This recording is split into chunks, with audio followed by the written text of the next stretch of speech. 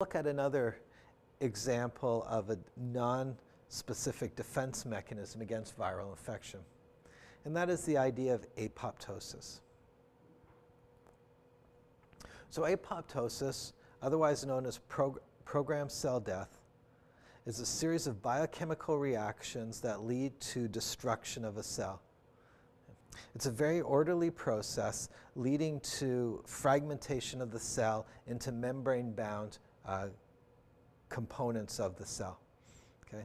And so then these membrane-bound components that contain various material from within the cell become phagocytosed and degraded. So why is apoptosis such a big deal? Well, a number of viruses, when they infect a cell, either trigger apoptosis or have mechanisms to prevent apoptosis. And so you can imagine that if you have a cell and it's virally infected, more than likely it's going to die anyway. That cell could initiate the induction of apoptosis or programmed cell death. The idea is that the cell will kill itself, thereby preventing the viral infection which is inside it from spreading to other cells. So the virus is dependent on the host cell to carry out its replication. And so what the cell essentially does is commit suicide to prevent the virus from completing its replication cycle. So it's a way that the host cell can prevent the virus from replicating. The cell's probably going to die anyway. Some of the triggers for apoptosis are a disruption in the cell cycle, disruption of protein synthesis in the cell, and you can well imagine that a viral infection moving into a cell and co-opting the cell's resources to carry out its own replication program would have a substantial effect on the homeostasis of the cell that could lead to the induction of apoptosis. Again, apoptosis is a non-specific defense mechanism designed to deal with any pathogen that's disrupting essentially the homeostasis of the cell. So now I'd like to talk about the adaptive immune response. And there are two arms to the adaptive immune response. There's the humoral or antibody-mediated, and there's the cell-mediated component of the adaptive immune response. And there are three things that characterize the adaptive immune response that we need to think about. The first is it must recognize self from non-self. It must have genetic diversity, and it must have immunological memory. So let's touch on all three of those. So before I do that, I need to introduce a couple of terms. So an antigen is a foreign substance, typically a foreign protein. Okay. And within an antigen, there can be multiple antigenic determinants, and those are regions within the antigen that are specifically recognized by the immune system. And the antigen can have multiple antigenic determinants, sites within the antigen that are recognized by components of the adaptive immune response. So the next question is, how does the immune system recognize the adaptive immune response? How does it recognize self from non-self? And as you can well imagine, the human body contains tens of billions of different cells and tens of thousands of different proteins. And within that array, the immune system has to be able to recognize what is you and what is non-you. And the fact that your immune system does that so well is a testament to how well it's able to discriminate between what's known as self and non-self. Now, when that system breaks down, we get autoimmune diseases.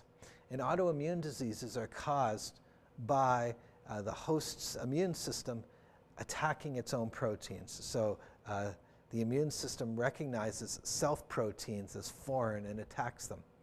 And the fact that autoimmune diseases are not that prevalent is a testament to how well our immune system is able to distinguish between us and non-self. So how does that happen? Well, There are a number of strategies that are involved. In an immunology class, you'll hear a lot more about this, but I'll just focus on one strategy, which is known as clonal deletion. So the humoral immune response is mediated by B cells, and the cell-mediated response is mediated by T cells. T cells mature in the thymus, and B cells mature in the bone marrow. Each B cell or T cell recognizes only one specific antigenic determinant, and only one. Different B cells and different T cells will recognize different antigenic determinants, but a given T cell or a given B cell will only recognize one antigenic determinant. If, while the T cells or B cells are maturing in the thymus or bone marrow, if that B cell or T cell is able to recognize an antigenic determinant in the environment where it's maturing, then that B or T cell must be recognizing self and is deleted. Okay? The process known as clonal deletion. So as B and T cells are developing, if they come into contact and recognize an antigen or an antigenic determinant, then that cell must be recognizing self. And so that cell is removed. So the only cells that emerge as mature T and B cells are cells that haven't recognized any antigen during their maturation phase, which suggests that they don't recognize any self-antigen or antigenic determinants. Okay? So again, there are a number of mechanisms in addition to clonal deletion, but I just wanted to touch on one to give you a sense for the fact that the adaptive immune response needs to discriminate between self and non-self. Okay? In the case that we're talking about, self from viral antigenic determinants. The second component of the adaptive immune response is diversity. The adaptive immune response needs to be able to deal with any antigen, no matter what it is. So no matter whether it's a new pathogen that has never been seen in humans before, your immune system needs to have cells within it that recognize those antigenic determinants. Okay. So you need to be able to handle anything, any pathogen, any antigenic determinant that you may come in contact with. So how do you create that sort of diversity in the immune system? How do you create a mechanism that allows you to respond to any antigenic determinant, whether you've seen it in the past or not? And the solution that the immune system has found is really an elegant solution that solves that exact problem by not using a lot of space within the genome.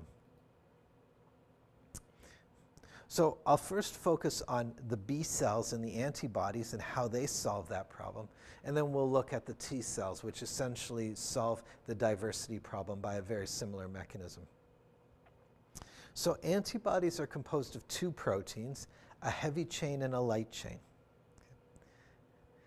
If you look at the genomic region within mice, for example, although the same thing would hold true for humans, the region that would encode for, let's say, the heavy chain of an immunoglobulin or an antibody is encoded in a discrete region of the genome.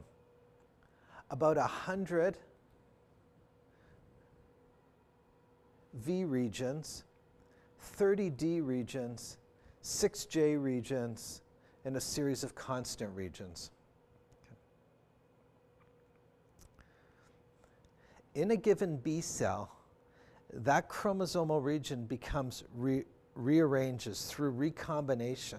So the actual chromosomal material is actually spliced together.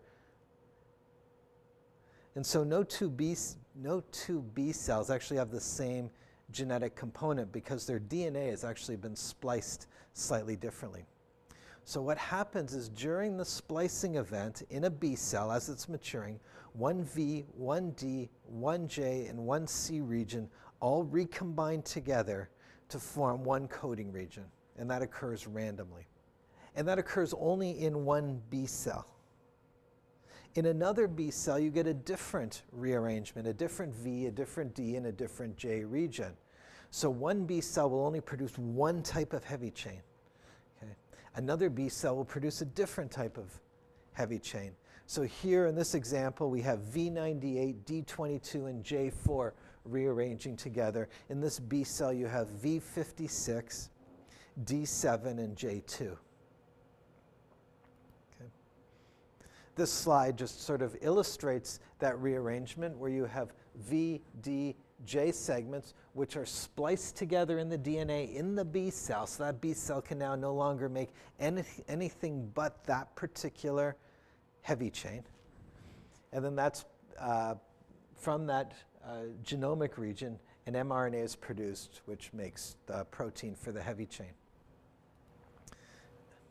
If you do the math, 100V, 30D, 6J regions, and the constant regions, and you multiply that together, that region within the chromosome can make 144,000 different heavy chains. The same chromosomal rearrangements happen with the light chain of the antibody. And because heavy and light chains rearrangements can occur independently, it means that when you combine a heavy and a light chain together, there are 21 billion different combinations of antibodies that can be produced in B cells. So 21 billion different antigenic determinants can be recognized by antibodies. So you have a fairly compact region, so you don't have to encode for 21 billion different antibodies. By using this rearrangement within the chromosome, you can encode literally billions of different antigenic determinants. And so it's easy to now understand why no matter what pathogen you come into contact with, more than likely you will have a B cell, an antigenic determinant that is recognized by a particular B cell in your body. So that's the humoral response. Now we'll look at the diversity in the cell-mediated response. And here you have T cell receptors. And T cell receptors are composed of an alpha and a beta chain. And just like the antibody heavy and light chain, you get rearrangement of both the T cell receptor alpha and the T cell receptor beta chain. And when you multiply the fact that the alpha chain and beta chains occur independently of each other, and so when you combine them together in a single receptor, you can get 10 to the power of 15 different T cell receptors. Okay. So there's an incredible amount of diversity present in the immune system. And really, it doesn't matter whether it's been a pathogen that's been infecting humans for thousands of years or a brand new pathogen that just moved into humans a few years ago. We will have antibodies and T cell receptors that are able to recognize antigenic determinants on that particular pathogen.